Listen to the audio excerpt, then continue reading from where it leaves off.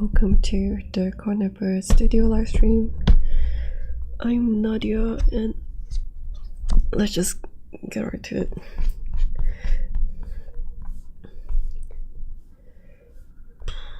Trying to jump between different things I'm working on.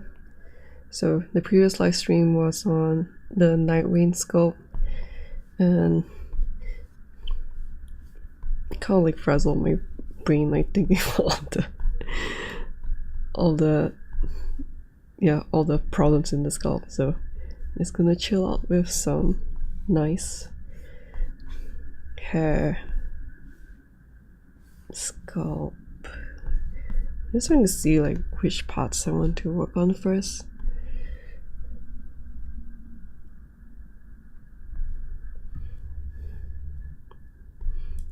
I feel like there's still quite a lot to go through.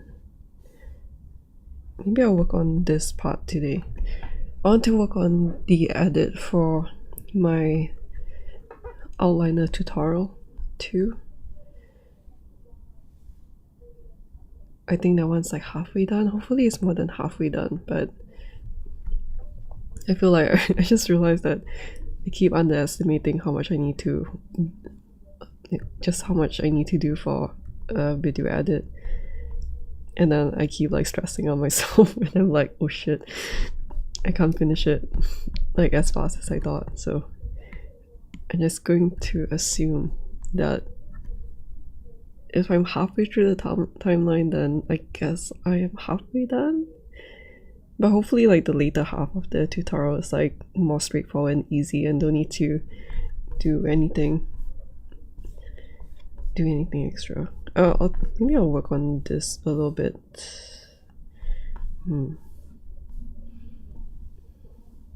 Yes. Okay.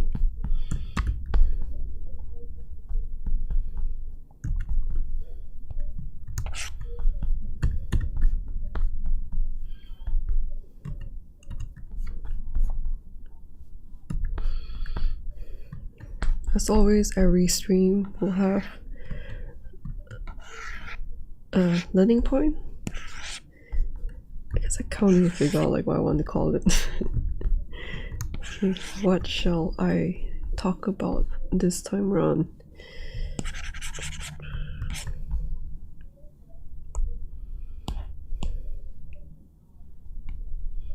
What should I talk about? I feel like it's something that I just realized, but I can't remember what it is.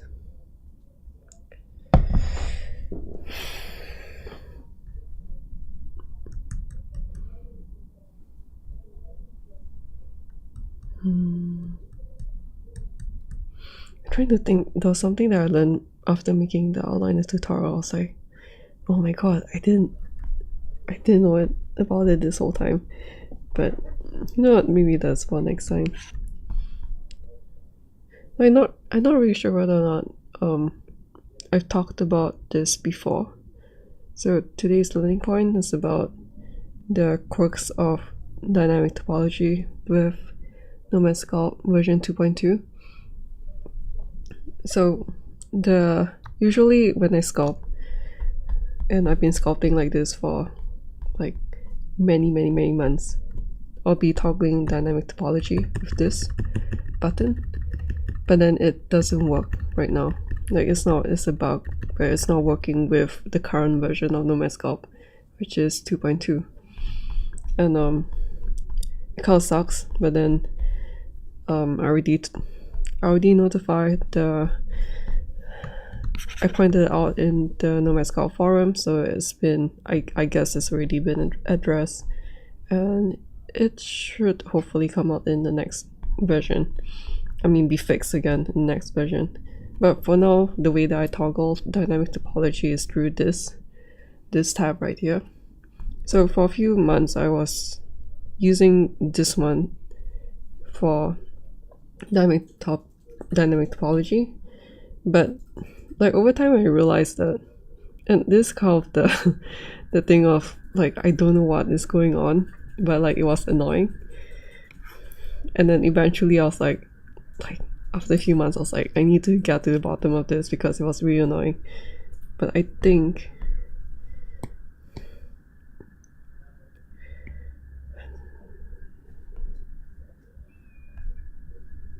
yeah, so I was trying to recall what the problem was.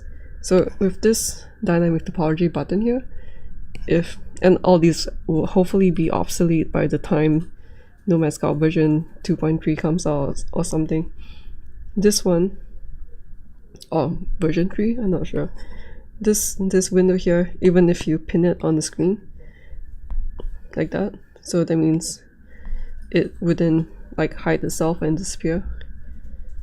Even if you do this, once you click another item, another object that is not using dynamic topology at the moment, like maybe this one, then it will disappear. And when you go back to the object with dynamic topology, the window disappears too. So let me just close this. So let me show you again. So like this. Oh wait. Like this. So we can toggle this one. And let me switch on dynamic topology for this one too. So if I go to this one and this one, it remains open.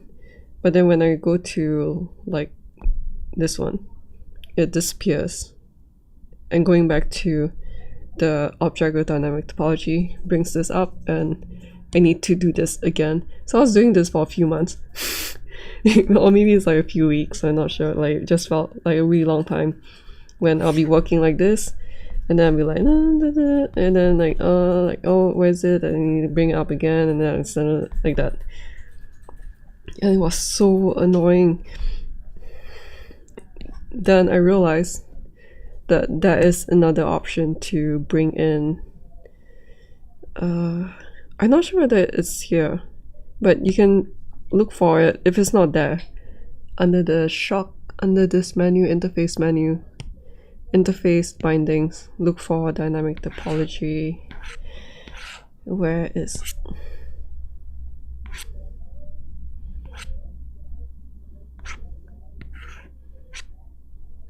okay, if it's not here, I guess it means that it has been here this whole time. So if you click on this and then I put it over here, like on the left side, which you can do so by arranging the order of it. So with this one, it's a different window, and I'm not really sure like whether or not it's something that someone's going to like, I don't know, combine them together or something. Like it feels a bit weird, but it is how it is. So if I bring this out and I pin this, now whenever I select another object that doesn't use dynamic topology, like this one, it will remain there. And when I go back to the one with dynamic topology, it will open up again. I find this like a little bit annoying too, like the fact that it keeps closing whenever I like toggle this. Because like the way that I work with dynamic topology is I toggle this pretty often, especially when, like, let's say I'm using a brush, and sometimes when there are a lot of details like this, then I don't want to use the drag tool with dynamic topology, because you can see like how you can see all the details are gone like that. So normally when there are a lot of details, I will be dragging around without dynamic topology, and then I'll be like drawing again with dynamic topology. I wish that the name is more like Dynamesh. Like Dynamesh is so, yeah, but dynamic topology is nice too. It just feels like a mouthful. So it'll be like dyntopo this way, and then switch off, and then switch on again, and I'll be like doing this like okay, let me just like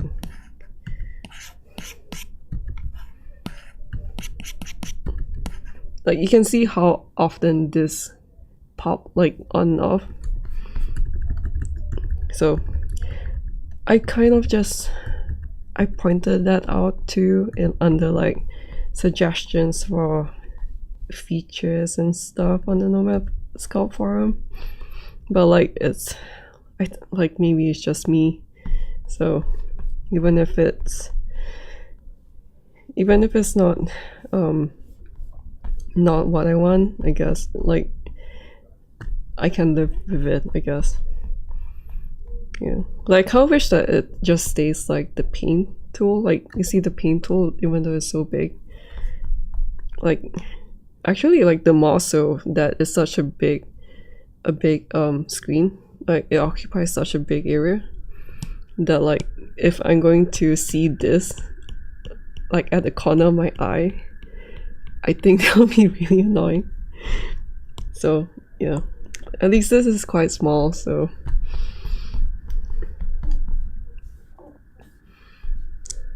but yeah, anyway, so this one, if you use dynamic topology a lot like me, then use this.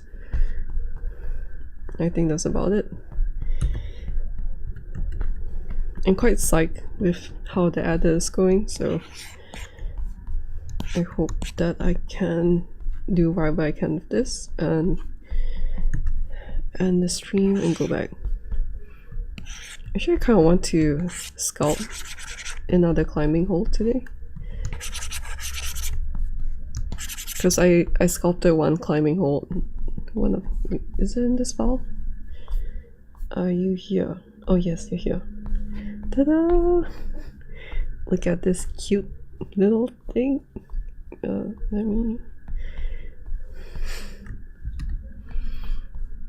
And I was thinking about what other climbing hole I wanted to make the next time.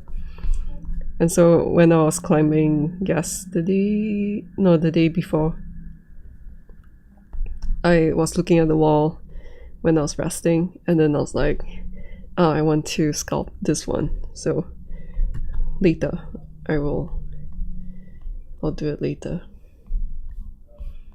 Let me see.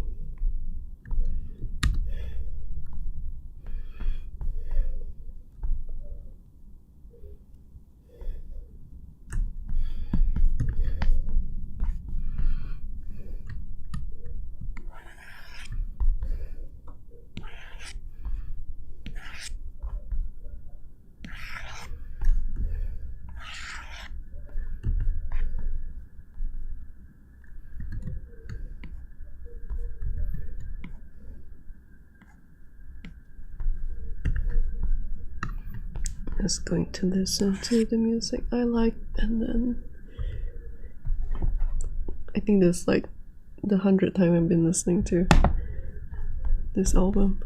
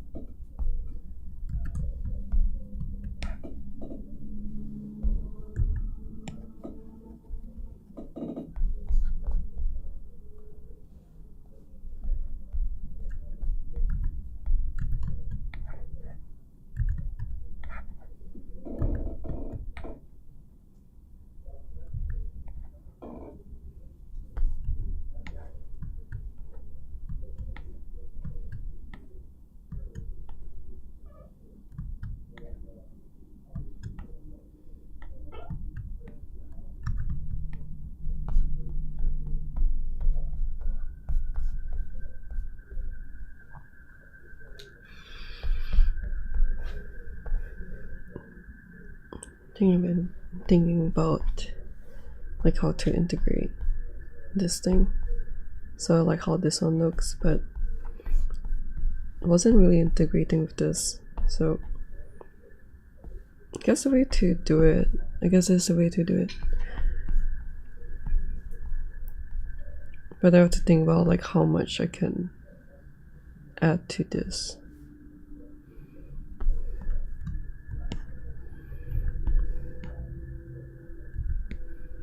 Actually, before that, I need to just remember I need to change the material for this one.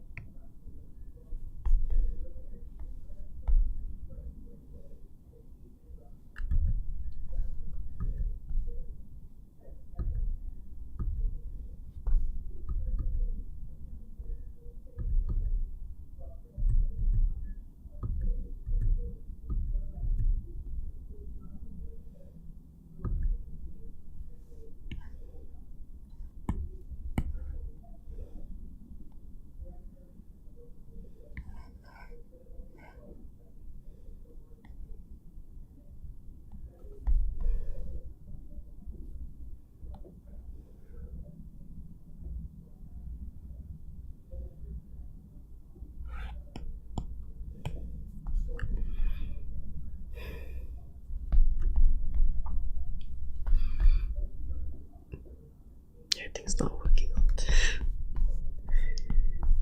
I was thinking like soft surface would be good for leaves, but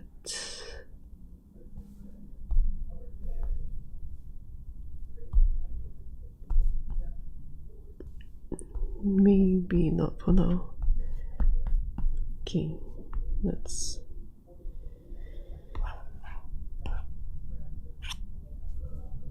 stop this detour.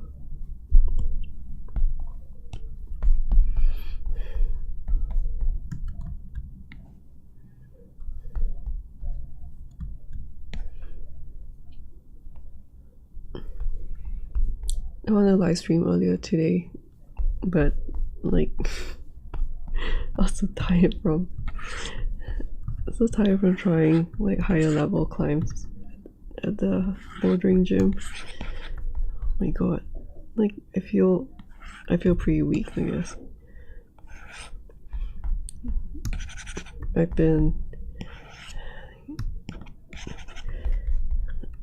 annoying, and it's like really annoying, but I've been like trying to do like higher level stuff, and then I think I've been injuring myself like at many random different places. Like recently injured my side delts, I think. I'm not sure. Then before that it was like somewhere in my torso. Maybe I'll show you like one of the climbs that I was trying that kind of strained my torso a bit.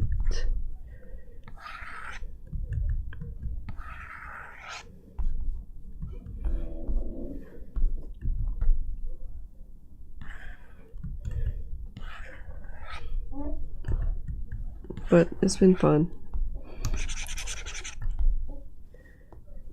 And there's also an element of like I'm doing things that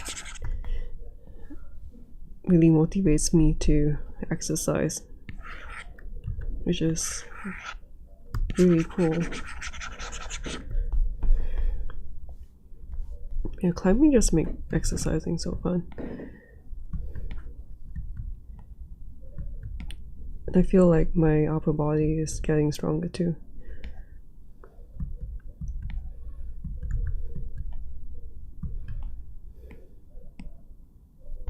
Which like, I felt like it was just, I had no motivation to train my upper body at the gym, even though I know like a lot of people like to train upper body at the gym and not lower body. But I've always been like training deadlifts and stuff, and like maybe sometimes bench, but I rarely put in the effort to do upper body because I have no interest in it. And I felt like this year has been like the year when it's like the first time since Violet that I really like training upper body, because I can do it when I climb. And also like getting injured all the time and going to the physio to ask what exercises to do. And then I feel like I haven't really talked about exercising and physio in a while on my streams, but I think that's like partly because I've been quite frustrated with myself, like feeling like there's a wall that I can't, like, I guess just getting injured quite often, it puts a lot of mental strain. And like normally people like the more common action when people get injured would be to like stop doing whatever.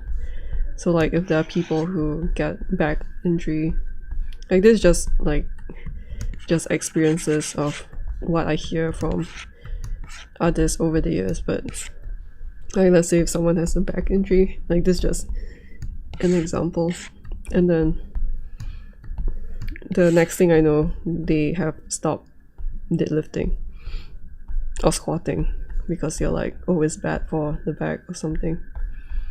So like that's kind of like the common route of people getting injured, then they just stop. But like I love climbing so much, and I love the gym too. So I think like I'll go to the physio like once every 2 months, and I feel like that's like a nice frequency, because I'll get like so much random shit, like getting injured here and there like randomly from very weird movements at the bouldering gym. I think this one's looking pretty nice.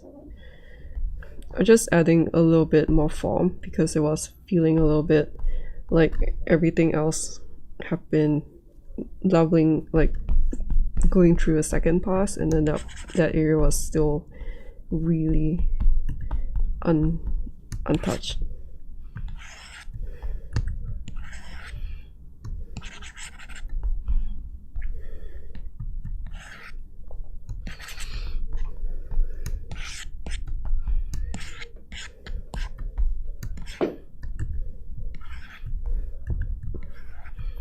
Yeah, like I think one of the biggest motivation for me to do weight training for upper body is when I strain something at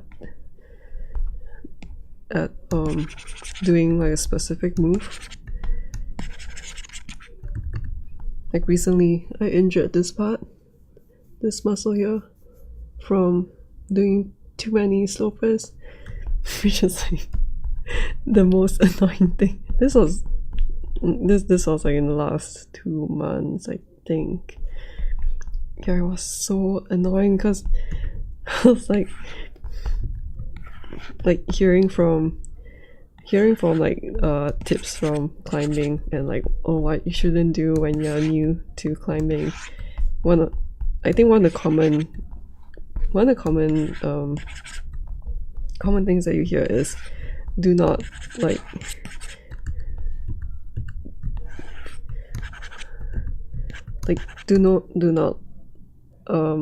I guess I kind of forgot like how I say it, but like don't like push past your limit for like crimping stuff, which is like holding tiny holds like this, like that, because it can injure like the pulleys and all that. And then for a time I was like, I'm not gonna do crimps, I'm gonna do slopers, I'm gonna do this, and it's so fun trying all the different slopers and like just like hanging off them for dear life. And I was like, yeah, like sloper, I'm not doing crimps, I'm not gonna get injured. Yeah, so stupid. Wait, why did I? Oh, this one's quite flat.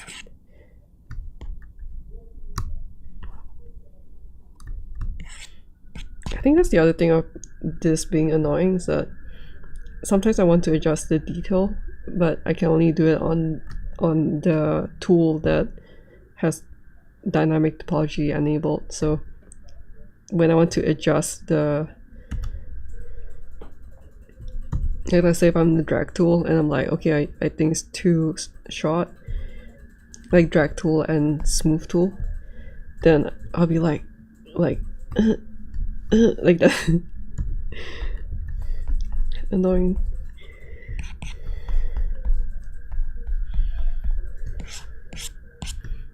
But anyway, after checking my physio, I learned that like for climbing stuff, like for like climbing in general, the muscles on here, like the forearm here, on the underside,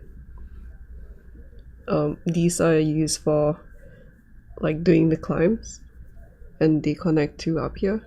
So there are no muscles here. There are some muscles here, and a lot of the muscles would be like, let's say if I press this, because my muscles are tight, if I press it, you can see like I'm kind of like moving because I'm pressing this muscle here, which contracts the grip. Was something that I didn't know, or like I feel like I always like don't know that all these muscles exist until I injure them.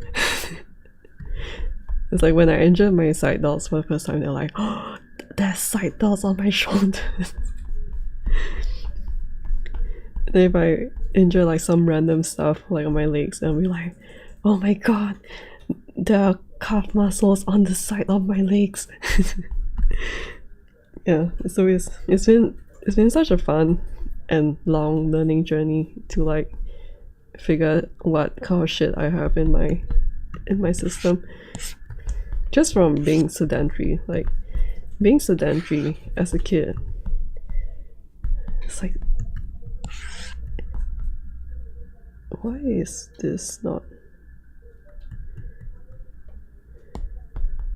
wait,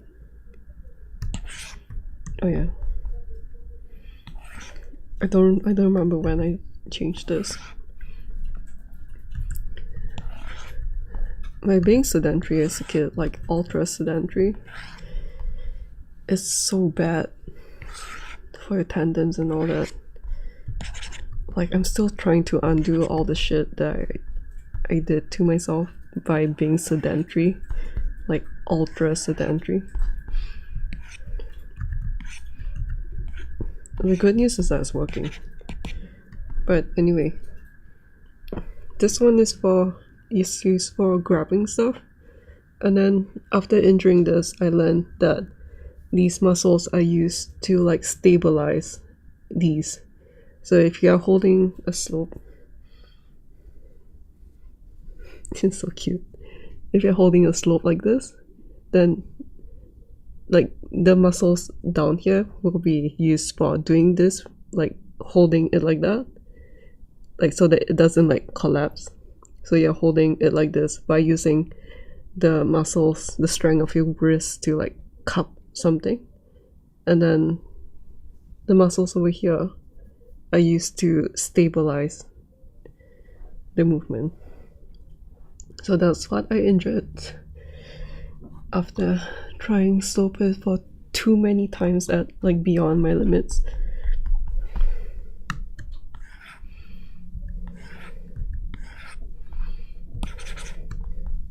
Well, of course, with every injury and every problem, there's always some exercise that will help.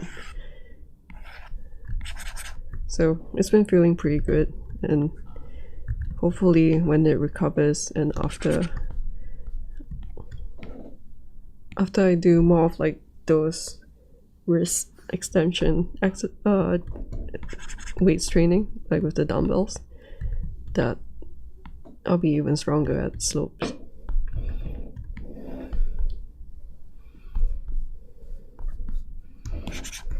But it's been pretty frustrating recently. But like feeling the frustration of like my boyfriend and I started at the same time. So like obviously my boyfriend's stronger than me, and like there are a lot of factors that is like logically he would improve faster, as in he can get stronger at a faster rate. And also like seeing other people being able to climb like the hardest stuff, and then I get injured from trying too hard. Like that's been really frustrating. But I think something surprising that I learned from these experiences over the past few weeks is like it's so important to moderate your difficulty level to like keep the enjoyment going. What I mean by that is that like I can lose motivation really fast at the climbing gym if I'm not like being mindful about it. And the same thing applies to doing all these things. I can lose motivation really fast, especially because I'm like such an anxious person. And like I've kind of like cultivated so many bad habits when it comes to like the most straightforward way would be like I cultivated a lot of like bad habits of negative thinking, which is like I feel like it's undoable because I'm aware of it, but it's just so difficult to change like the mental pathways. I mean, like it's so difficult to gain muscle and like cultivate muscle mind to muscle connection and all this stuff. It takes time. So I would think like it is the same with the mental side, where like the habits that I formed, like the mind brain muscle connection I formed, it's gonna take time to undo, which I think I've been pretty good at doing recently with all my daily habits and stuff, like posting every day on Twitter and all that. It's teaching me a lot. Oh, well, where was I going with this? Oh right, the motivation like keeping up the motivation. So like the same thing with climbing, I can almost instantly like lose motivation to climb, like if like it's really simple to do that. Does this look nice? Maybe I want to, yeah, okay.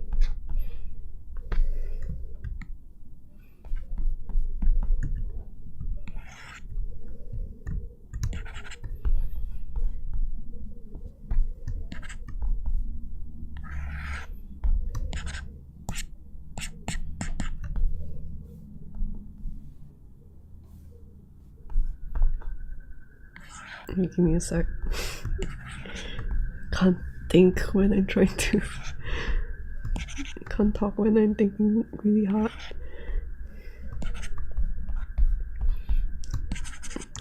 But yeah, like when it comes to art and things that are less obvious,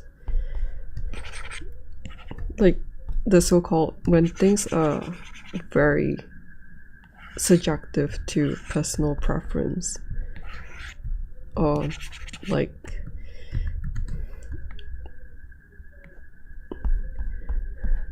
so many art can go so many ways that it's quite difficult to, at least for me, it's quite difficult to, no, actually I think for a lot of people,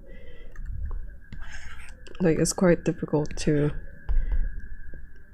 how to say, to tell like what you're like what you're doing good and bad, I guess, because it can be like, it can become like so subjective. But like when it comes to bouldering, like exercising or like lifting weights, it's so straightforward. Like if you can't lift the weight, then you can't lift the weight, and if you can't do the climb, you can't do the climb. Like with art, it'd be like, if I can't sculpt this hair, then I can be like, oh, I like the way that the sculpt looks, like this is what I want, and like I don't care what other people think. And also the fact that I can do the hair like 1,000 different ways, and it can be so-called like correct.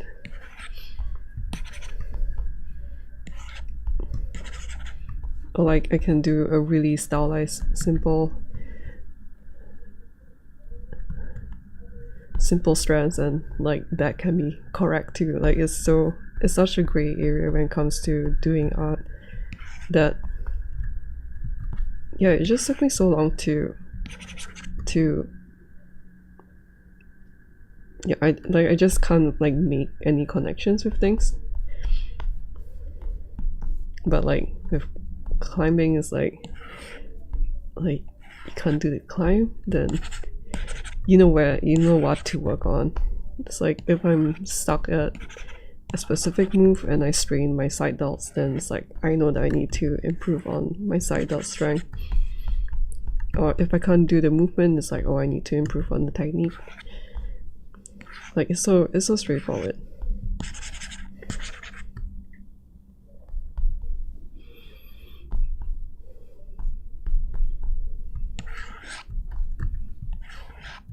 Anyway, my point is that because these things that I do like every alternate day is so straightforward,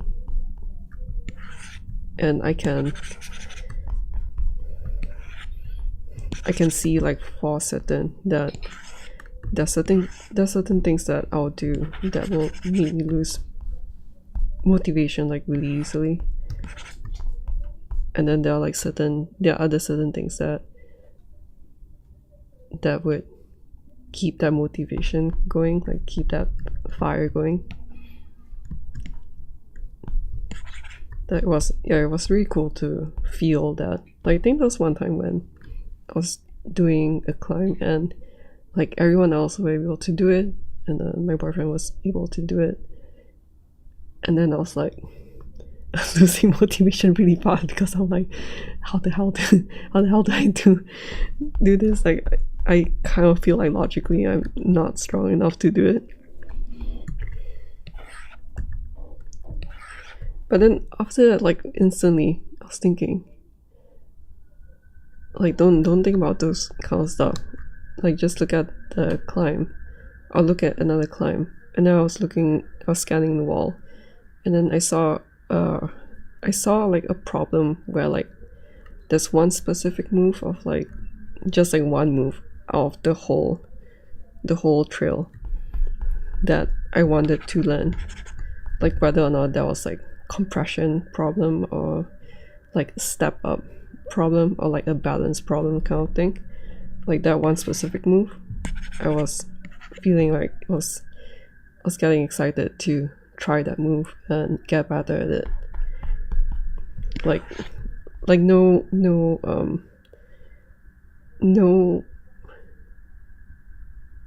thoughts of like topping or like even going through half of the climb. And like instantly my motivation was like it just came back. I can't snap.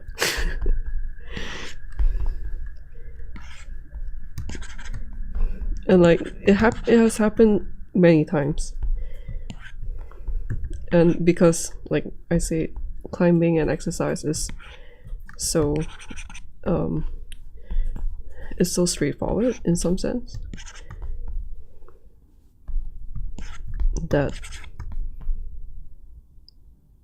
like it's easy to find like the patterns and like to feel it's easy to feel that mental effort.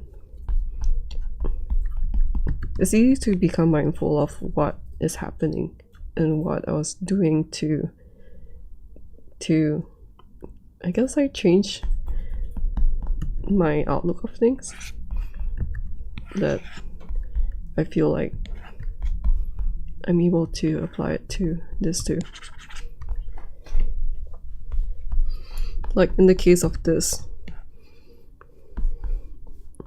I kind of know that I can like being very objective, that I can't get to a professional level for this, but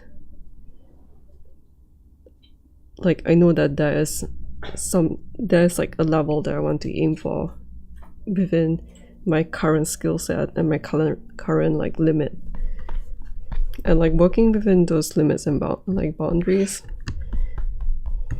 just gives me a lot of motivation to work on things like this. When like before I'll just not do anything because I'll feel like really crushed and like lose motivation because I'm like I don't know, the things that I'm doing is not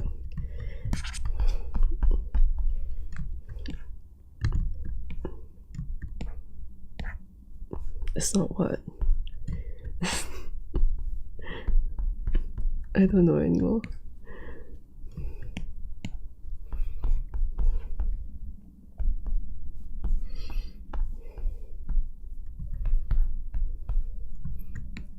So the other thing that I learned from climbing is that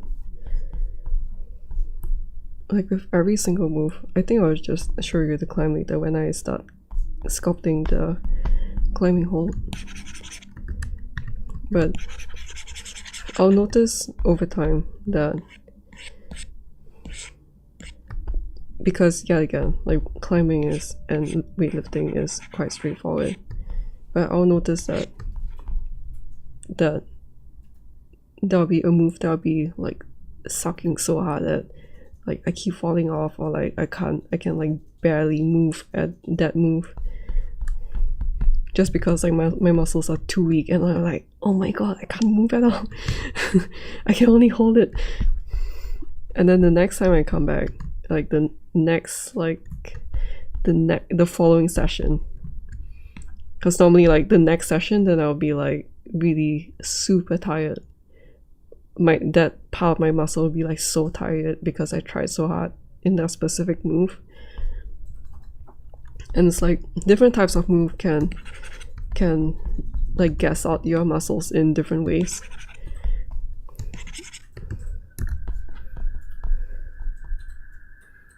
maybe this is nice. Like, it was accidental, but I think it's nice.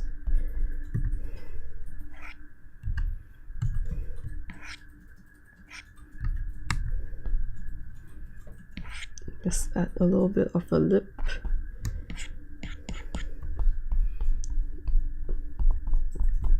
So I realized that the next time that I try it, the same move, I'm like either able to hold it a bit better, like 1% better, or I can like move a little bit, I can like pull a little bit more, like that 0.01% more, or I can suddenly feel where like which muscle is being engaged and used for that specific move.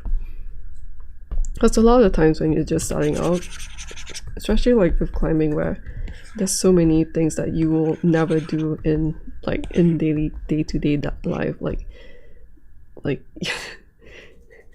yeah, you're never going to like press against the wall and then like compress yourself to like shimmy down like a very bad foothold, things like that.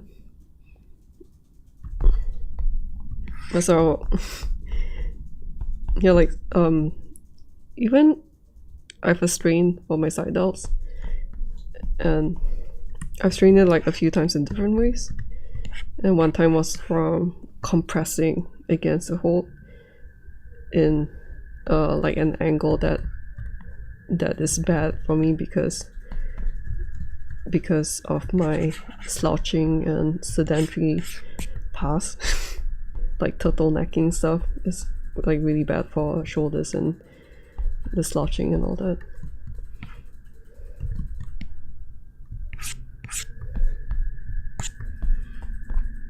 I think maybe I'll add something here.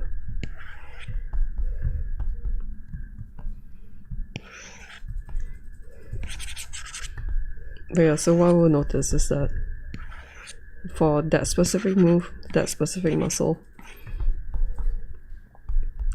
I will be able to do it a bit better. And like that's a really like, I feel like I can't really sense that when I'm doing art, I guess, like that kind of instant and very straightforward mind muscle connection kind of thing. Wait, not really about like mind muscle connection, but like the thing about like putting in the time and effort, is it? Actually, I'm not really sure where I'm going with this.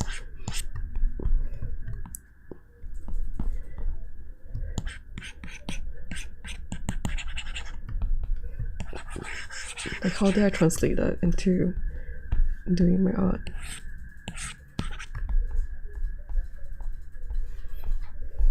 Wait, I was saying that I was going to work on this part, so we're going to work on this part. Actually, one of the coolest thing when it comes to like learning a move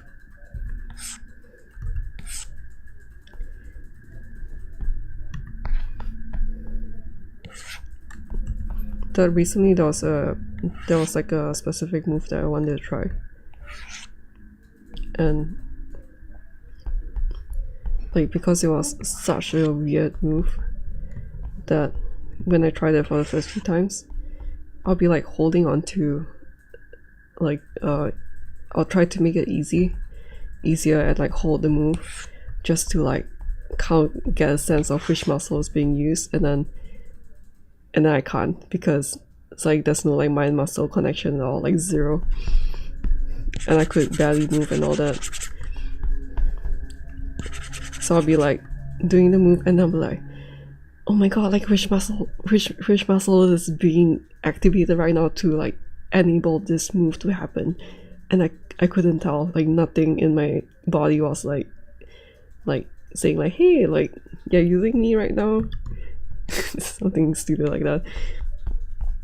And then yes, the day before when I went to climb the same move again, after trying many sessions, like I could finally feel something in like around the muscles around the rib cage. I think, is it like the intercostal muscle? Like that was one of them, and I could finally feel them get activated as I'm doing the move, and I'm like, oh, it's this muscle that I'm using to stabilize myself to like not fall off the wall, something like that. Yeah, it's been really cool, just like feeling these, just like learning a lot from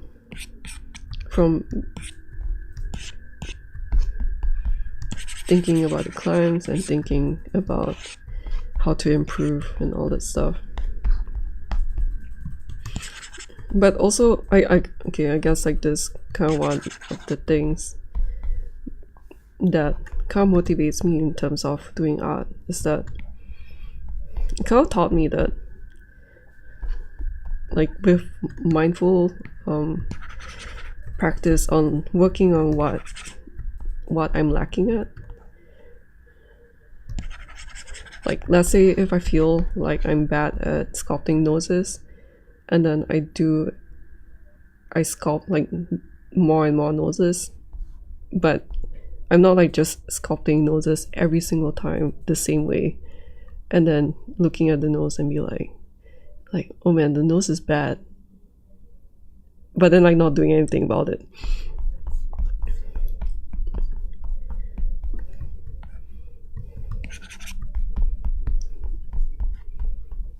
So like in terms of art too, I try to feel like how I've been learning moves in climbing and how I've been improving at things like by 0.01%. And then I also like kind of apply it to this, where like I've done this kind of sculpt in another older one. I've done hair this way in another one. And then I think about like how I can do things better, I think.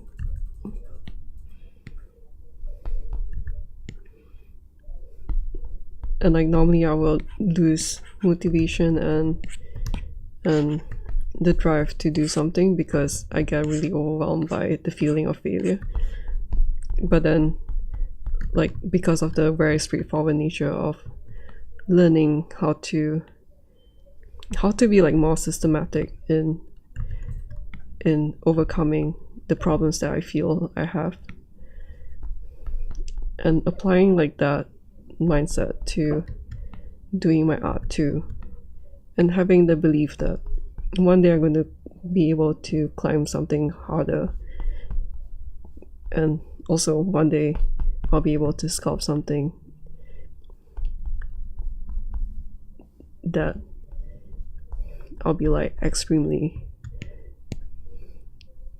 proud of, like with that goal in mind, like understanding in mind. Why is this like so dented in? It really just gives me so much like motivation at like the moment in time. And also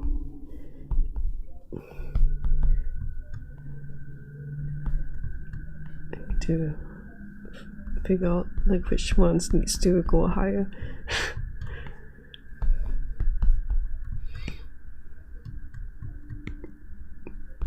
Yeah, I always say that this kind of thing, like thinking, might be a bit different for like what maybe other artists needs, because I feel like my problem is probably like kind of pretty unique in the sense that I kind of know that I have enough skill sets, but then the issue that I have that is pulling me back is like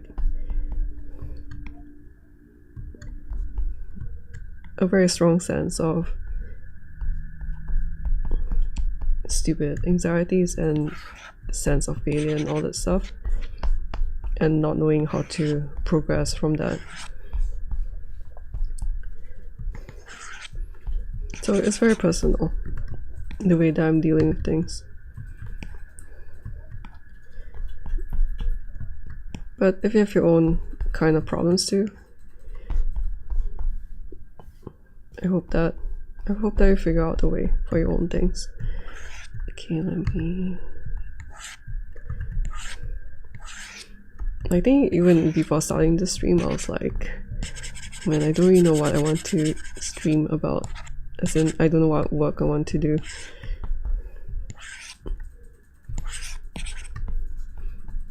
But then I was like if I don't know what I want to do, then just like open something that's very recent and just open something different. Like when I do climbing, I'm not climbing one thing all the time. If I lose motivation, I just climb something else, because there are quite a lot of walls and quite a lot of problems scattered around, and there's always something new to learn. And even if I've already done the climb, that same climb is going to provide a lot more lessons, because it's like with better technique we can learn even more things in like a climb that you've done before. You're going to climb it better, I guess. And I try to keep those kind of thoughts and mindset in mind when I feel pretty stuck with what I do. It's like over the weekend I was feeling like I don't know what to do with my tutorials, because I kind of feel like they're not just like the usual thoughts, like, oh, they're not good. But then I'll go to the gym and then be like everyone starts somewhere. Just treat it like one of the climbs that you want to work on, and then if it's not good, then just improve it later on, because like every single thing that you do will make you like a better video editor or like a better artist in the future. And I guess like I'm banking on those feelings to just keep myself moving every single day. I think that's also what enabled me to be more consistent in live streaming this week too. Like just making that kind of mental self-reflection and like that association to what I've been learning with exercising and climbing, which might be pretty strange, I guess. Feels quite roundabout to do things like that.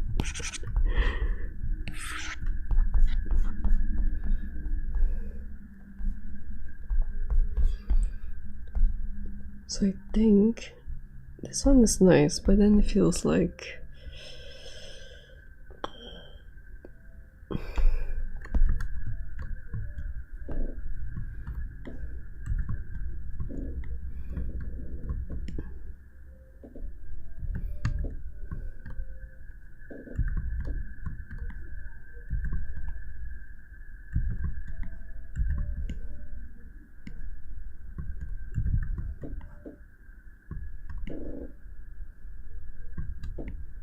I'm looking from a distance to try and shape out this area, like more of the overall look of it.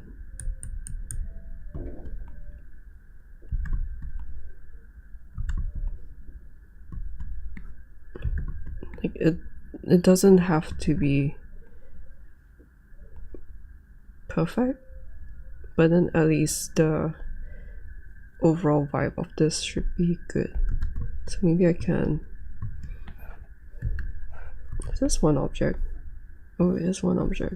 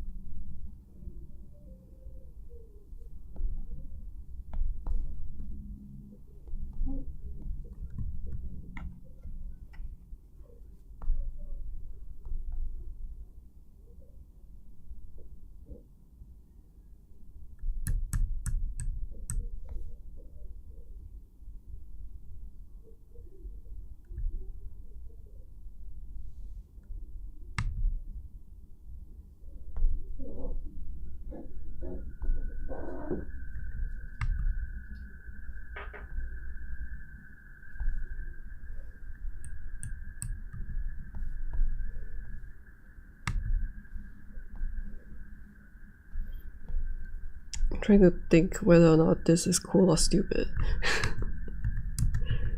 Let me see. Because like part of me, like whenever I do drastic changes like this, part of me will be like, oh my god, I put so much bulk in that. Or like very unsure of whether or not I'm going the right direction. Like what if I go on the wrong direction, then I'll lose whatever work that I did there. So those are like some things that I will have to like fight internally to think about. But I think it's cool, so I will keep it.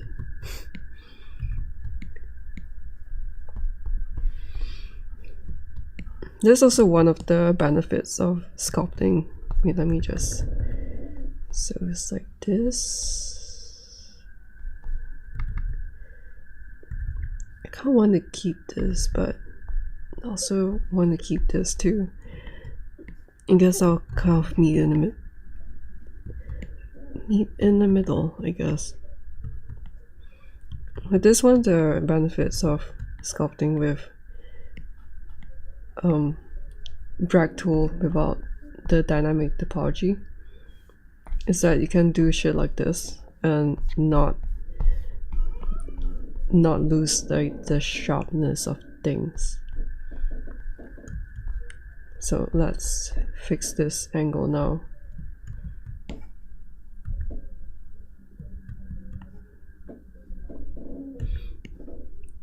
And I think that'll be it for the hair. And I'll show you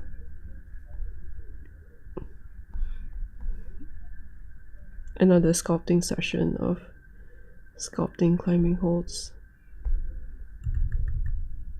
I think that's good. Sometimes I like to just like very quickly undo and redo to see what kind of whether or not the changes I made is nice or like what I like.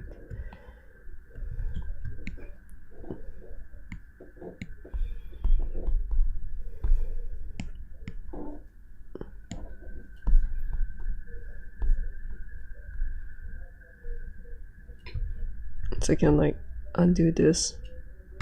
It's like, oh yeah, it's nice.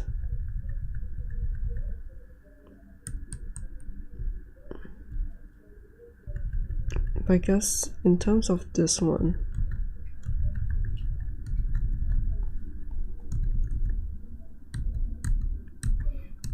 I like the look of this angle. Like this is always very tricky. That I'll like the look of one angle, but then I'll undo it, and I don't like the new look of the other angle that I just did.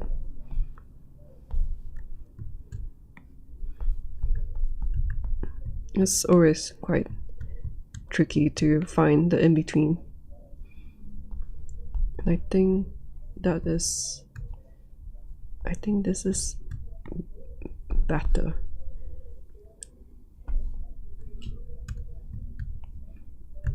And my advice for this kind of things is to just do things one angle at a time.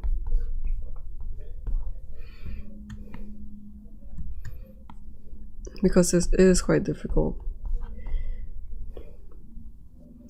So it's like, I'll fix this angle and then this angle is not good again. So I need to think about the in-between. But it's always about like trying to meet halfway. So like fix this and then it will get closer and closer and closer like that. And that's always the aim of wherever I sculpt. And sometimes doing like trying to fix every angle and like meeting in between can also give pretty nice results.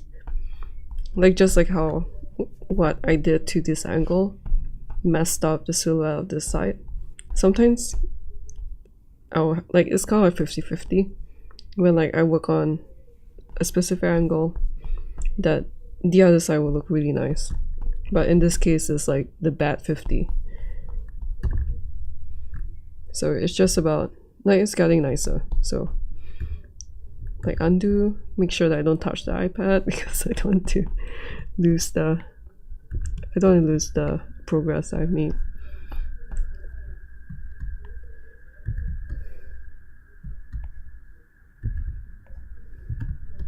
But I think this is kind of more advanced.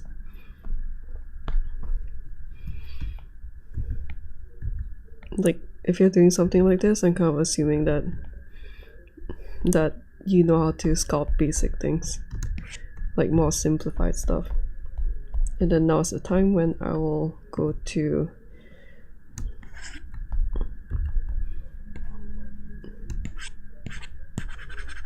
use dynamic topology to fix areas like this.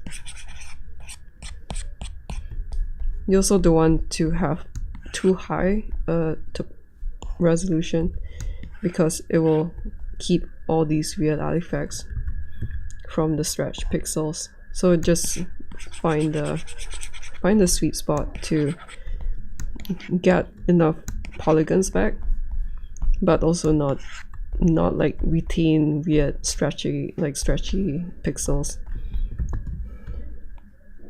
Or the opposite spectrum would be to lose a lot of the detail. So I think that's pretty nice. And this way I have two things like this, which will blend up with this one when I rotate around. So I probably want to scatter that more around too. And like honestly, I'm not really sure about the hair, but like sometimes it's a lot easier to do a lot more and then like dial it back down. So and it's always better to come back with a fresh eye to see like, does it look like shit or does it look fine? But at least I have like a comparison. And maybe I want to go in between, maybe I want to go even further or something. Not really sure. But main thing is I had fun doing this. And also learn quite a bit. It's like I learned that I could integrate this into a section with shorter hair or like smaller strands. So that's great. Probably I want to shorten this one.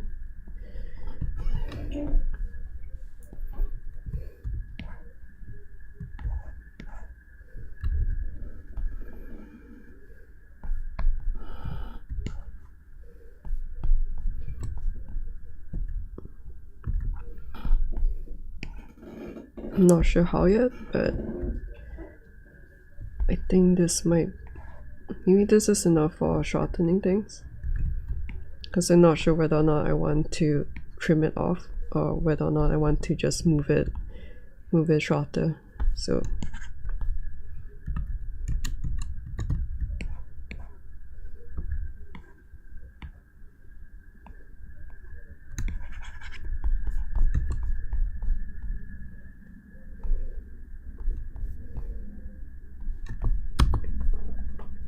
it's time to sculpt a climbing wall.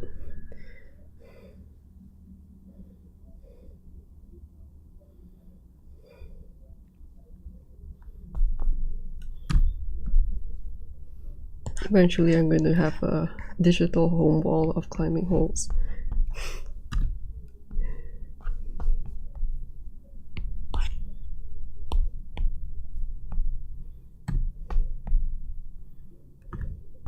Yeah, I should take this out.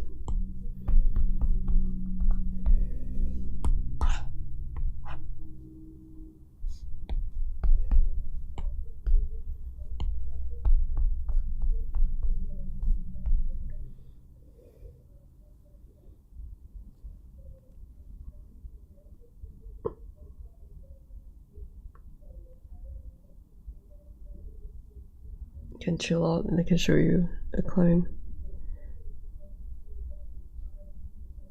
This one is Hey, look at me. Look like shit because I'm so tired and so sweaty. I can show you, like, this is one of the moves that is like the next level above what I can kind of climb.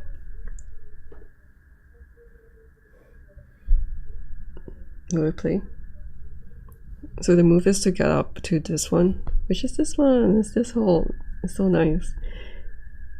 And then step on very bad footholds. And then try to stand up on this. This was like one of my middle late attempts, so I'm still like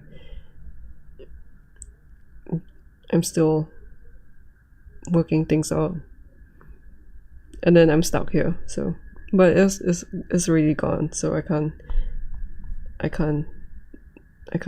do much about it. I feel so sad. I didn't finish this.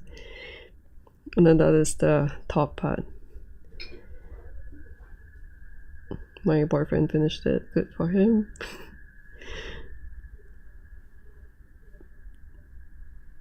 Yeah, it's quite dodgy too, like this one, because this one is like this size, like that.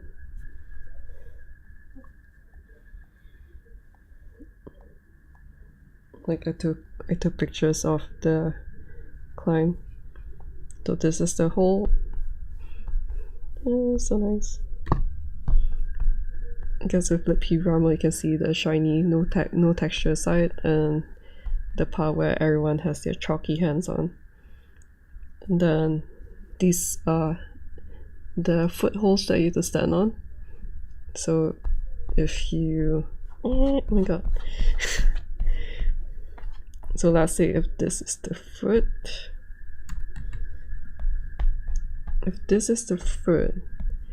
and let me add, then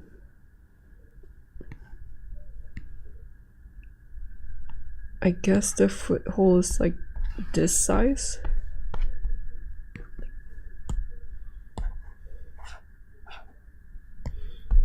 I guess it's like that size, I think.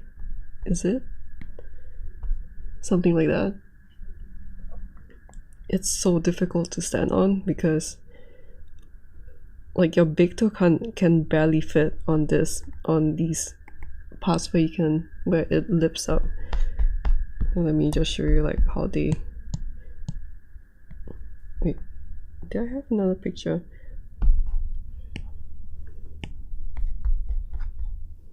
Where is it? It's so ridiculous when I think about it. I think something like that. Imagine this is a climbing shoe. I think it's like that, wait.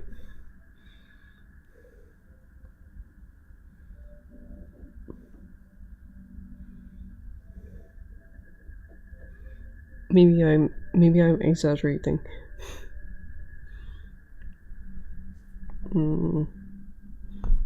Okay, maybe I exaggerate. It feels so tiny. Wait. Let's see if the shoe is like this.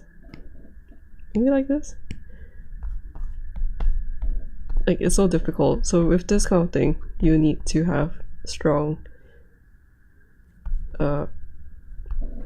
like after climbing this many times, like let's say if this is the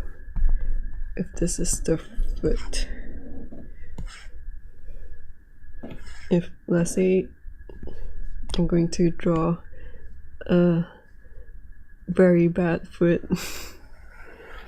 there's some muscles like here that connects to like the big toe, and there's some like tendons that goes up to like your calf muscles, like many different ones that I have problems with because I have sedentary lifestyle. Yeah, this part in the last two climbs, trying this one in the last two sessions, I mean, like they wanted to cram, like just because it's so difficult to it's just so difficult to stand on this stupid thing like that. And yeah, you just have to stand on that.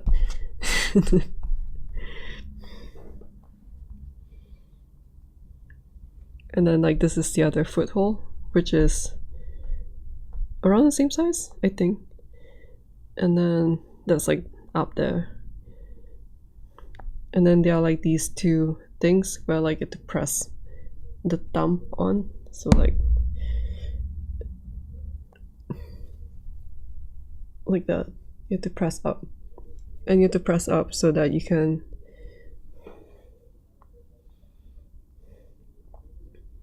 I think. So like one notice from that climb is that my my erector spinae muscle here on the left side will be so activated from me pushing.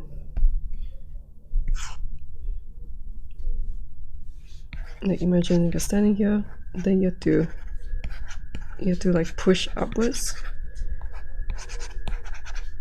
so that you can push downward on the foothold. And that gives the pressure for you to be able to stand on these tiny footholds if your feet and your calf muscles are not strong enough. So like just that added push helps to make the foot more solid. But then the problem with me is that I can't even push because like when do I ever do that in real life? Like pushing things with my thumb only.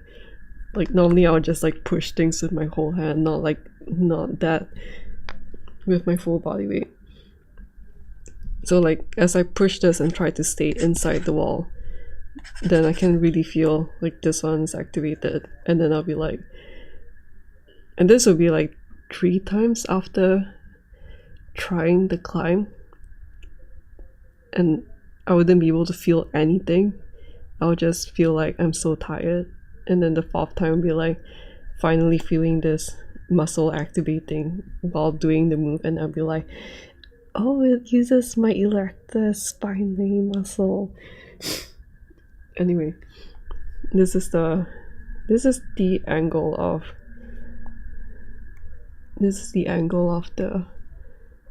the climbing thing. Yeah, it's a really bad angle. Like normally you'll be stepping on like flat floor, right? So this is the angle that you have to step on. Yeah, it was very fun to problem solve this. And I can show you like the more recent one where when it comes to like maxing out my torso and my thumb and all that like weird shit, there's only like so many tries that I can do before like I lose. Like to have body tension, you need to have like the strength in like the whole chain of your, like from the fingertips all the way down to your toes.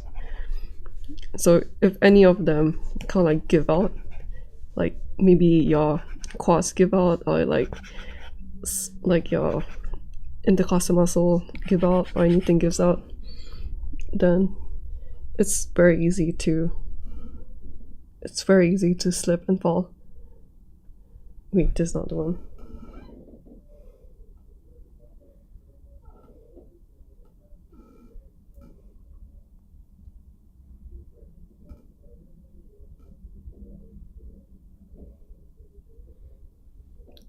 Why is it not inside?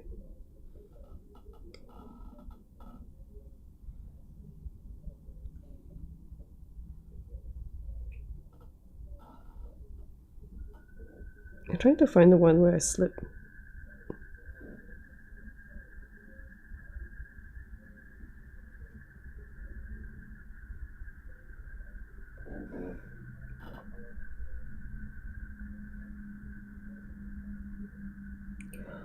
Why is it that I suddenly can't find it?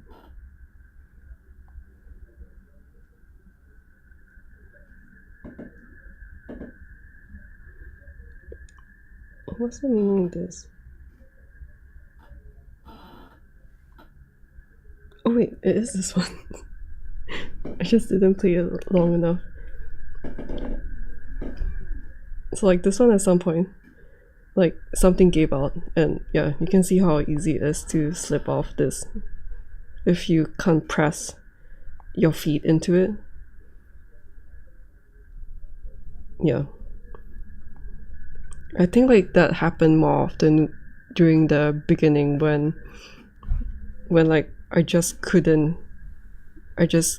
like something will give out somewhere and I just can't hold that tension anymore from like my fingertips to my toes. But it's a very cool move. Like I learned so much from this.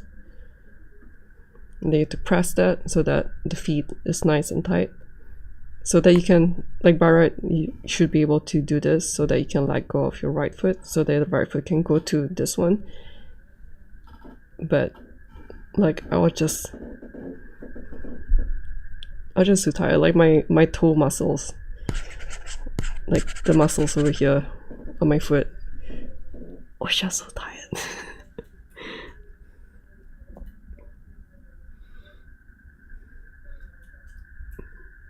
And like, let me show you the way that I progressed it. Where is it?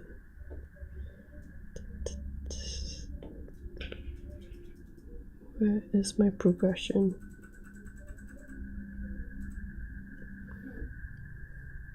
I think this one. So like when I first started trying out this move, I would use like this easier foothold to just practice like one move. And then that was all that I practiced. And then the next one was like using the down climb to just practice going up like that. So like this one was especially important because like I wouldn't have any torso strength to like keep myself inward. But then I slowly trained that specific muscle activation with the help of this one to pull myself upwards and like give some assistance to whatever I need to do.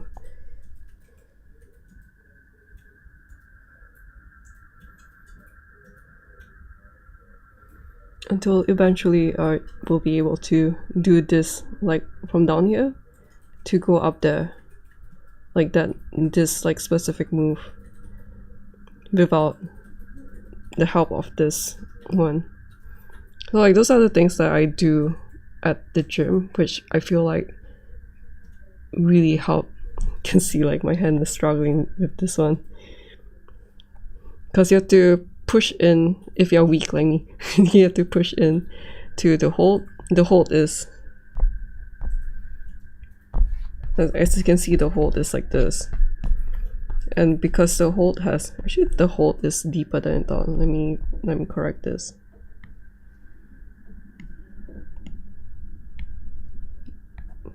I'll do it properly later. But because the hold has an indentation, you can use this sideward pressure to that's that.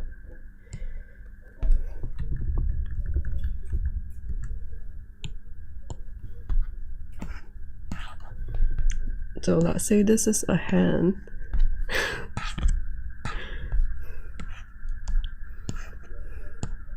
Let's say this is a hand. If you push inward like that, you're able to keep your, let me try.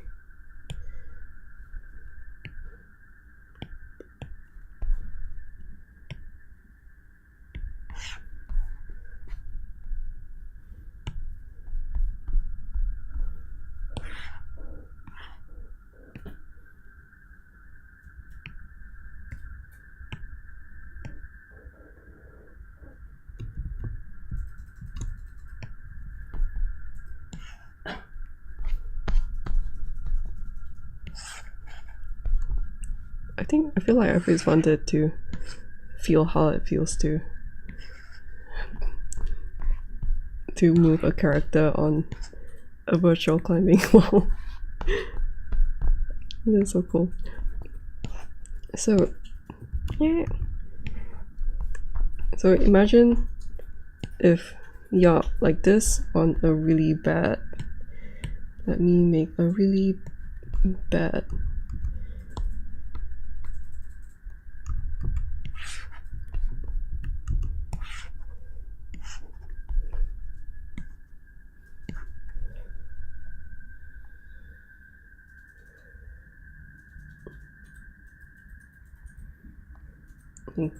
This is the look of happiness that I managed to.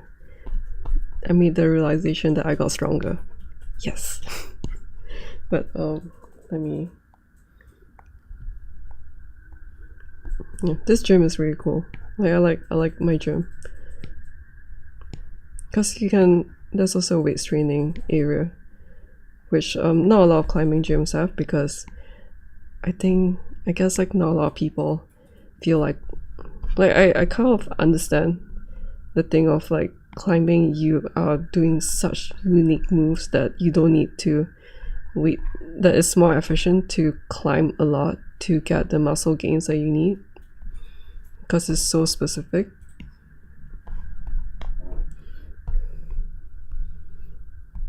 But then, like, for people like me who started out very sedentary and have like a lot of chronic issues with tendon health and very bad tendon health and all that, and very tight muscles and all that, weight training is really good to do things safely and to progress safely.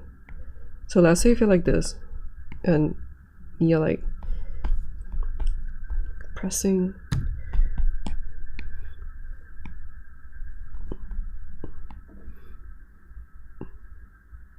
like, let's say pressing like that, it's very easy to, let me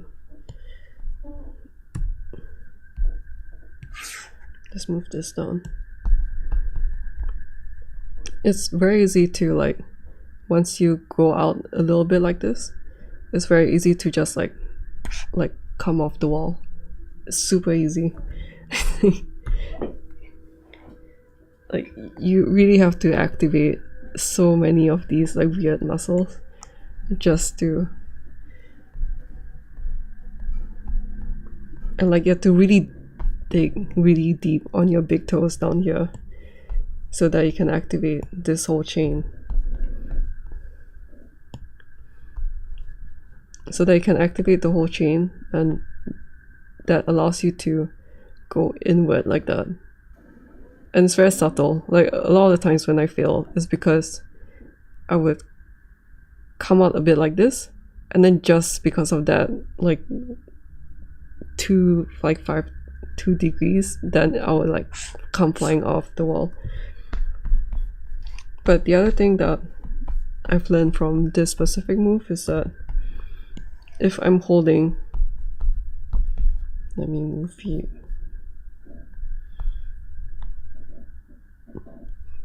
I always find like learning all these things so cool.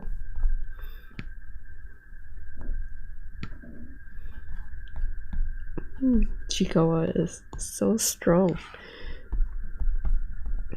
But because I'm like pushing this sideward pressure, I guess not accurate. Like, it should be, this like should be lower down. No. Like maybe here. But because of this sideward pressure,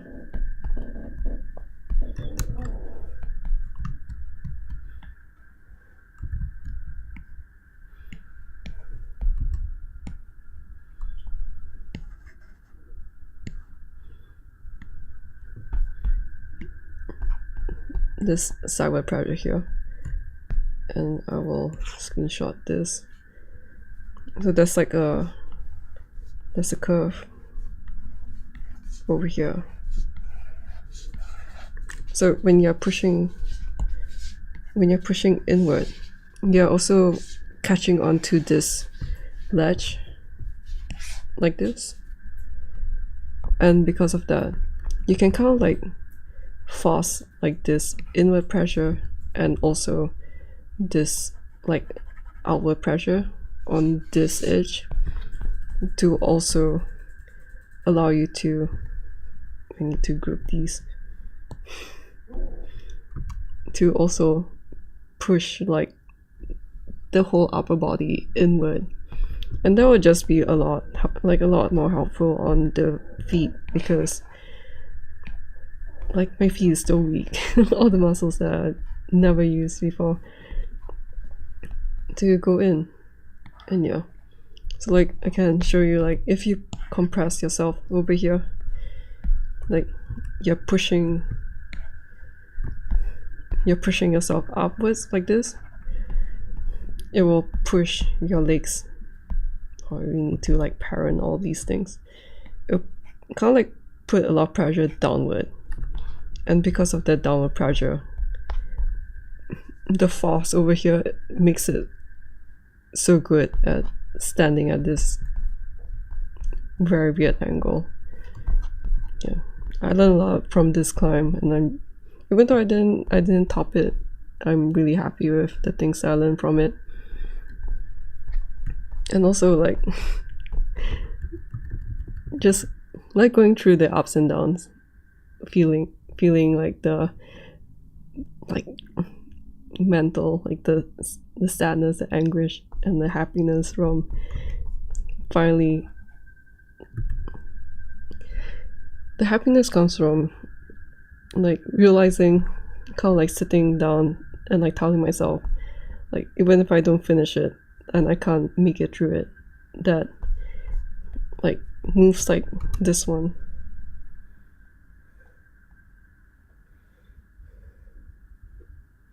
like moves like this one, I've gotten stronger at it, and then this one move I got better at it, and then this one other move I got better at it too. Even like the thing of putting the feet lower down, that enabled me to push myself in, I got better at that too. And then this one, oh, this was the fail. You can see like how easy it is to just pop off.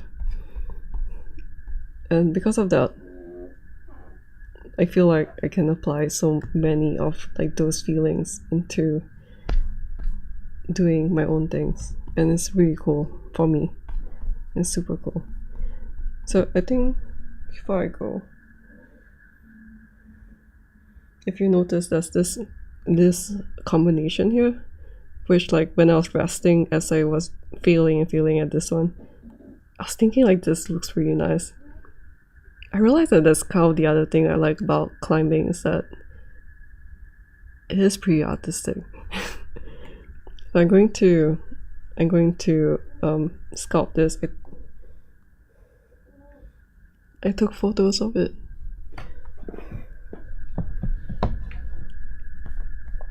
I'm not sure. I think I'll just do one of it and then stop the stream and go back to editing. Oh, this is such a cool shot.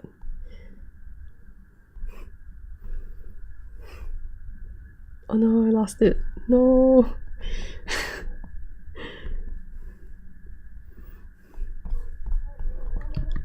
This file has been really cool. Just like learning about how to break things down to find intrinsic motivation and all that just made me enjoy my process of sculpting even more. Because whenever I'm losing motivation, I'll be like what did I do at the gym yesterday or today that I thought was helpful for me to find that motivation back. Really helps. So I'm going to create a box. So this one I've showed you how to just making sure that I didn't mess it up. Yeah, I think it looks not bad. So with this one I started with a spear, but with this one I don't remember. Wait, I need to think about my skill armor tutorial. Oh my god, my skill armor. Well, I'm just gonna make both of them. Okay.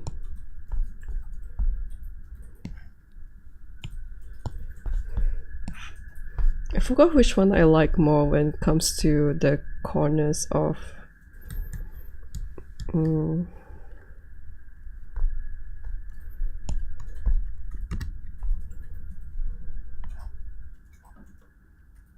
it might be this one.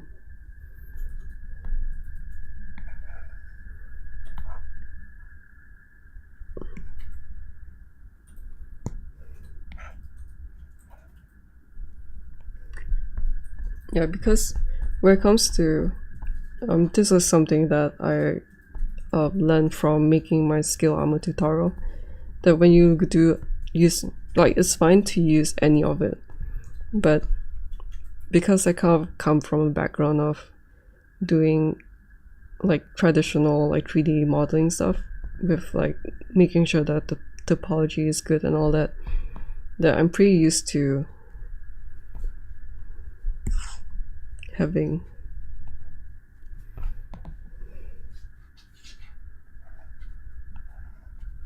more of this.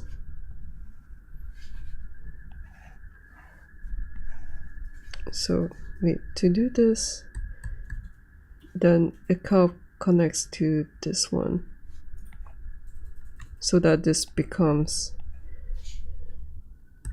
I need to think a bit. So this is the way that you create 4 points on a loop. So if I kind of like smooth this thing out a bit, because I can't do this in Nomad Sculpt, so I can't show it to you, but if you smooth it out a bit, then it will become more obvious like what I'm trying to make. Oh wait, no, this is trying. I think for this you have to create one more line here. I spent quite a lot of time doing retopology when I was in school on my own models, so this brings back a lot of memories. Because it kind of feels like doing a puzzle, which can be fun. So when you smooth it out, it will kind of look like this. Let me paint in. Can I eyedrop in this? Yeah, I can. Let me just erase these to make it less confusing.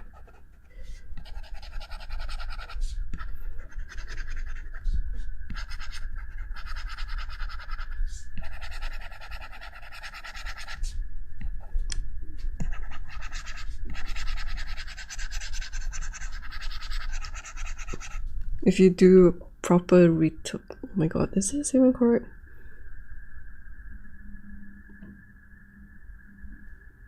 Wait a minute. No, this is wrong. Wait a minute. Is it?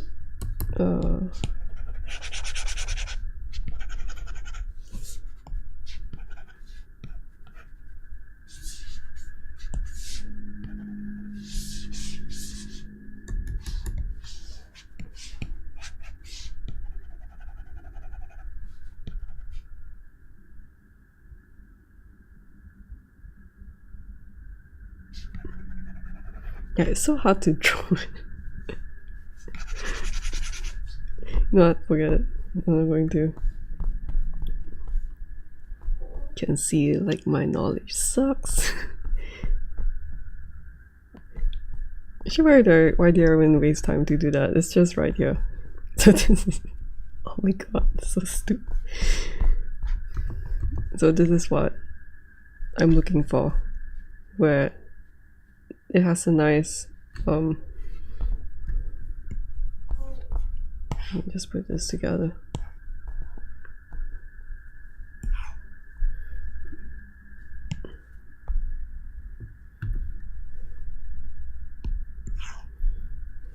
Where you have a nice edge loop.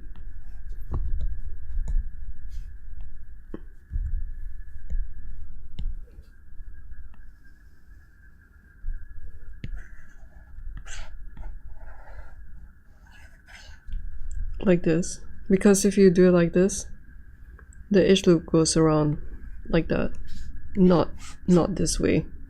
Whereas for this one, there's an edge loop that goes around like this.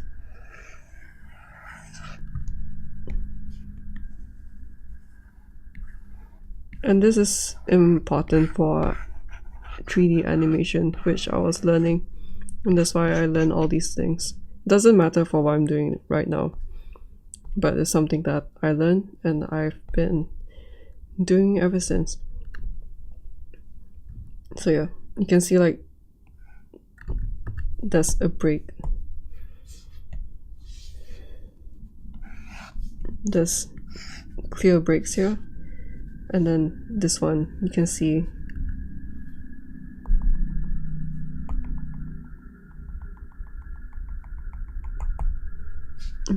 the edge loop going around like this. So I'm going to use this one, not this.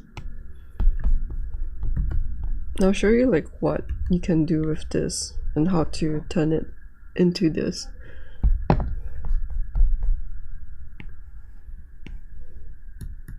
You just have to think about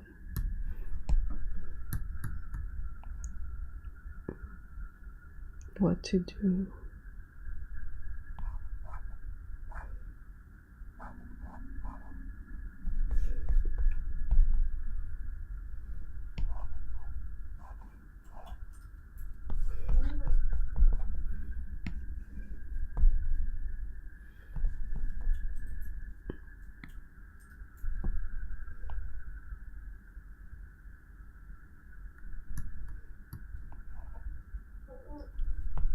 Maybe something like this is good.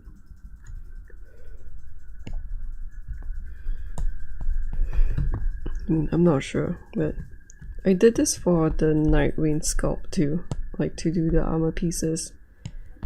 So I'm kind of know what I want to do now. So you can see like even if I'm making this shape,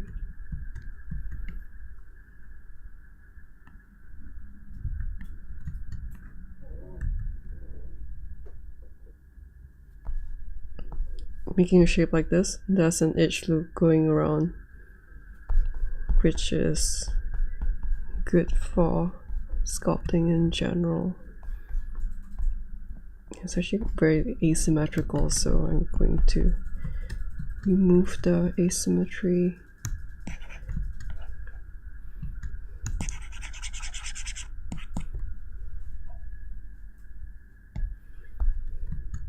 And when I'm working like this, there's nothing I can do much about like perfect topology, but I can just like do the best that I can with the subdivisions. So I kind of want to have if this is the hold,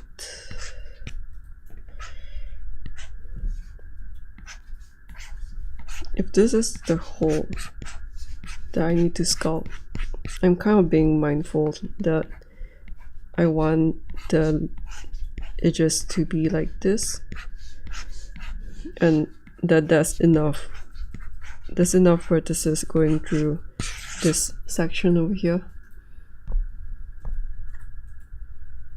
So that's something that I will try to aim for.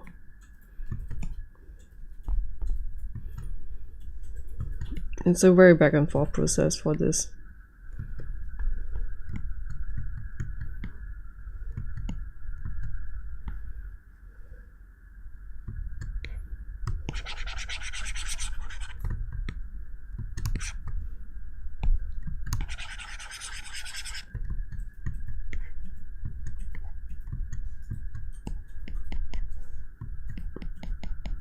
Essentially just pushing vertices around when I'm doing something like this. Pushing and then smoothing out, and then pushing and smoothing out. making sure that it's not too thin too.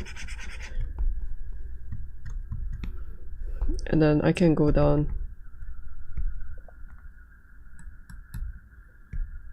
maybe like this level and make sure that the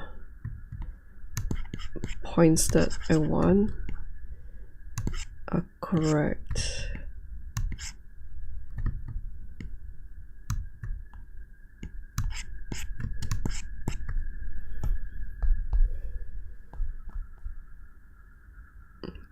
But I realized, like, from this lower subdivision level that I'm putting too much stretch on this. And this one, this side is smaller, so I can afford to push this. And this way, I can also create the sharp peak here. Because if it's an odd number of, if it's an odd number over here, like, it will create this flatness. So I'll prefer a vertex, an edge loop up here. And I'm just like pushing things.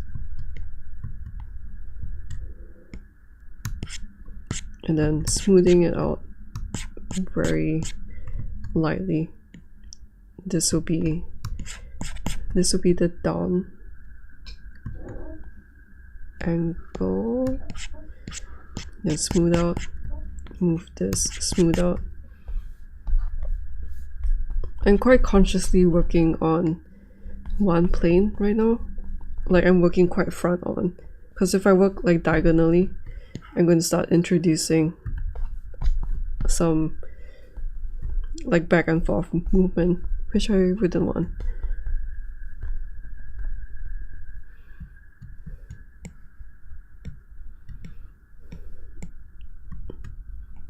So with Nomad Sculpt, we can technically like do hard surface modeling by moving things and like masking things to make things perfectly straight, or like to move very specific vertices. This is a very inefficient way of sculpting, but just do whatever that is fun for you. So I can see like the distribution of the faces are getting better than whatever was happening at the start.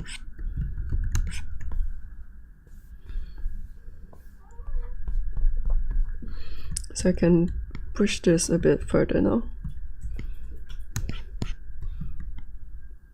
I'm always aiming for like very even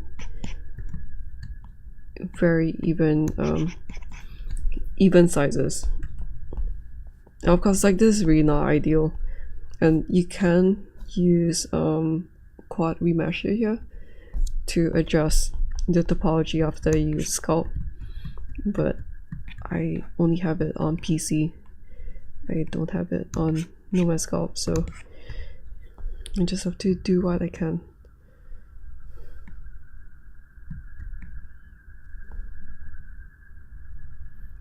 And this one is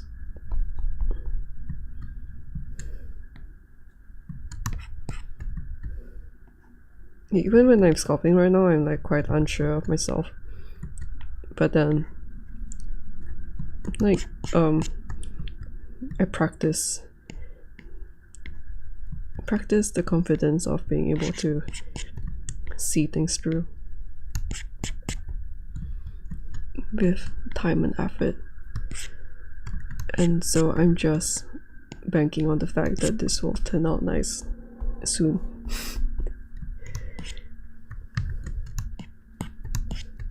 I'm not sure that I can go even further. I guess I can. Like, now it's getting clearer to me, like, what I need to do. It's very similar with the hair too, where like I just keep going back and forth until things are coming into place.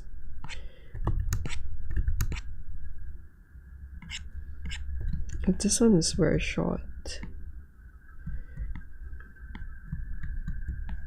Or if lower subdivision level is very difficult to keep the volume. So I'll go back.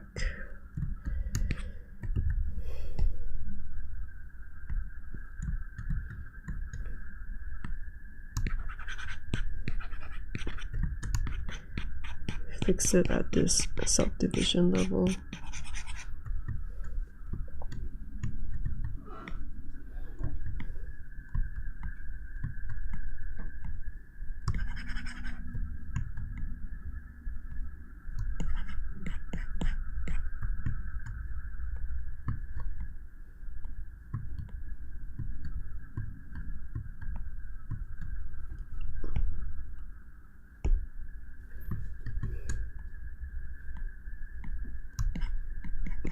Trying to be conscious of where the angles are, like which vertex is doing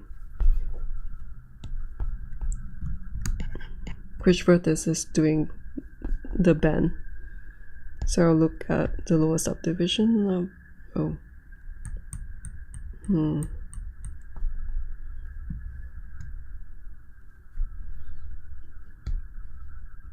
maybe that's fine.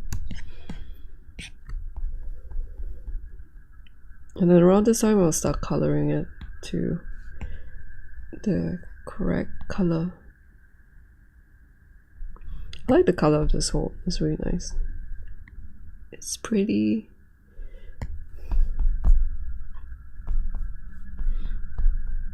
Then at this point I can start looking at the different angles of it, like this.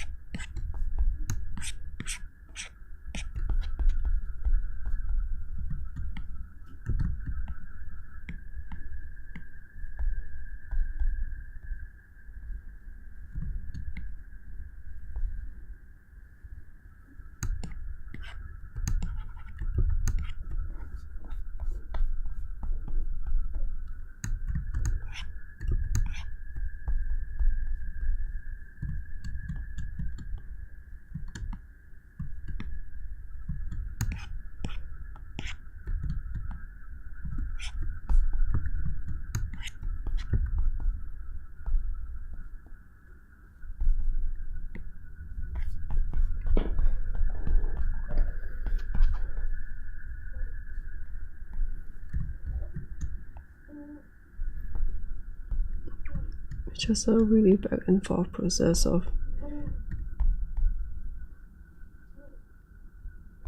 smoothing and moving and smoothing.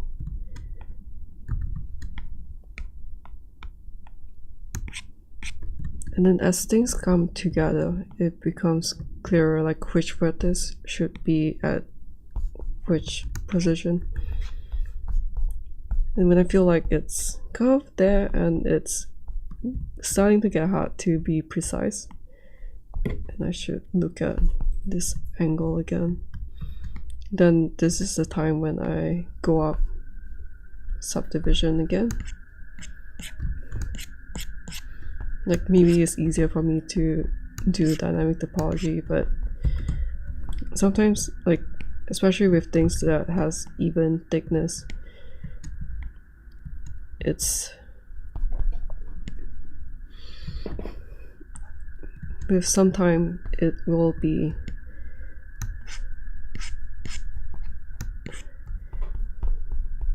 things like this with like very hard surface. Having the topology for it is really helpful. A topology that doesn't change is useful. That's why I learned from sculpting Night Rain armor. I mean, even Massimo scale armor. See like how easy it is to create this straight line, because I'm just averaging out the distance of the vertices from here. The same thing with this.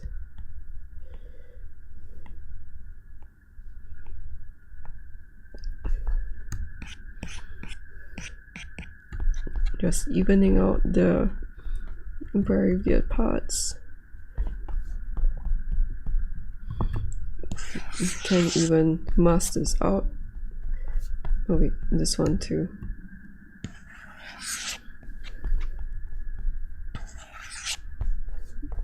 The masking works on the vertices. On the vertices. And then I can exaggerate this point. Like that. So this is usually the way that people who do hard surface sculpting, this the workflow for how they do it, by masking and moving things around with Gizmo tool. It's not really my favorite way of doing things, as you can see, but it is very useful to do that. So this part I'm starting to struggle with keeping the shape, so I'm going up again. And very lightly working on it.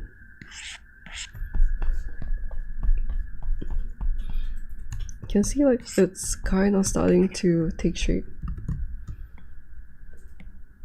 And then I'm fixing very stretched vertices over here.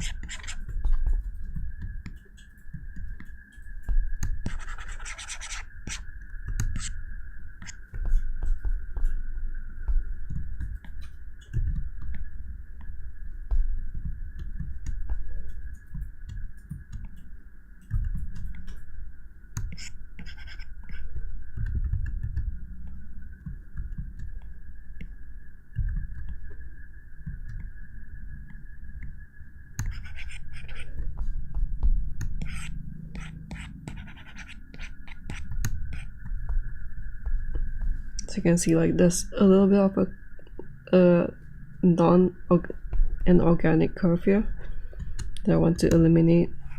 So I just smooth this out like this.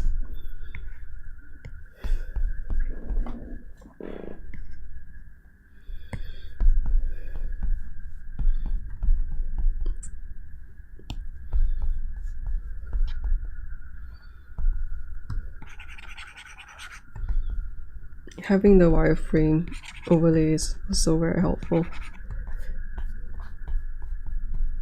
Then I can subdivide this. Subdivide this and manually drag the what's that called? The waviness that's not supposed to be there. So slowly drag and smooth out, drag and smooth out. It's starting to feel like the hold. That's really cool.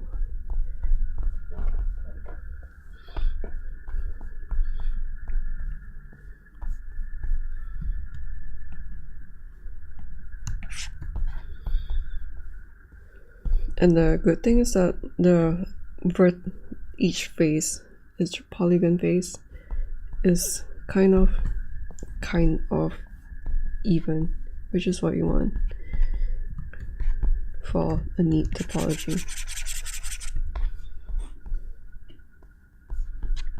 So make sure that the back side is good too.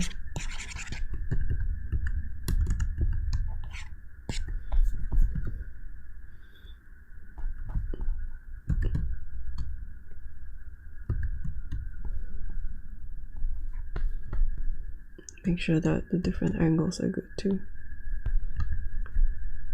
But I probably would want to work on the lower subdivision levels to fine-tune the shapes. Just because there's a lot less vertices to work with,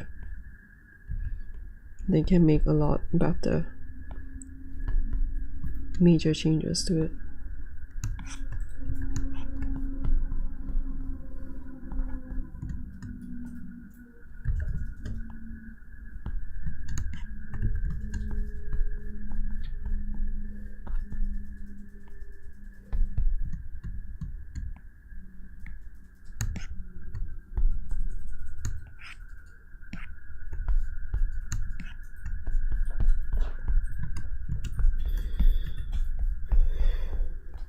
But I really should go back to editing now, so I think this is good enough for today, just to show you how I do hard surface stuff. It's still quite far from wherever this thing is, but I'll work on it the next time. So overall shape is more or less good. Like things are coming together.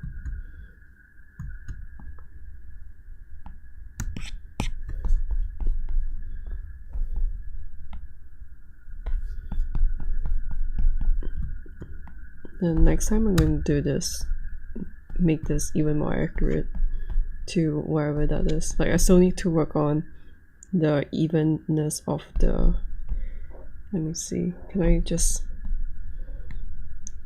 the edges are thicker than what I have right now, so maybe I inflate a bit and then flatten the inside.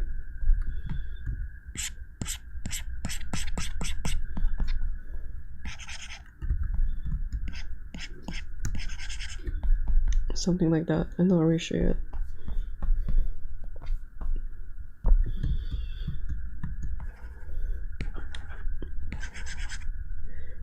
Hope you enjoyed the stream, and I hope that you are productive in whatever work they're doing. All the best with whatever they're doing. Oh my god, so cute.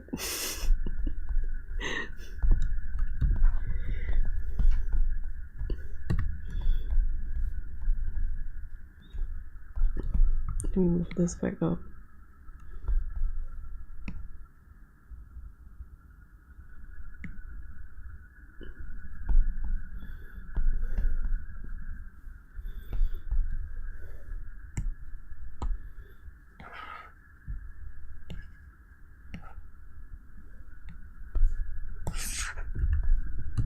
You know what? Maybe Chico wants to climb slabs today.